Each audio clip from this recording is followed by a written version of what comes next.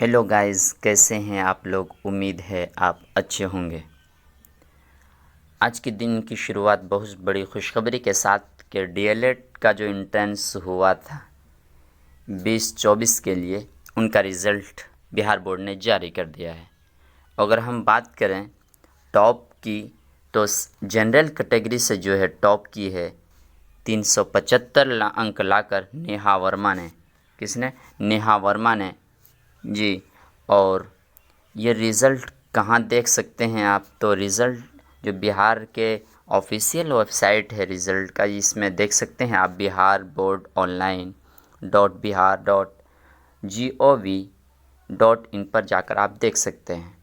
और अगर हम बात करें कि ये कितने कॉलेजों में जिनका रिज़ल्ट बना है, वो कितने उनका जो है सफल जो छात्र हुए हैं, उनका रिज़ल्ट जो बना है वो कितने कॉलेजों में ये के नामांकन कराएंगे, तो क्या है वो कि 59 जो है कॉलेजेस, उनमें आप नामांकन कराएंगे, जो कि अलग अलग तरह से होगा कि जिनका नंबर ज़्यादा होगा उनको अलग कॉलेज, जी, नंबर के आधार पे कॉलेज आपको दिया जाएगा।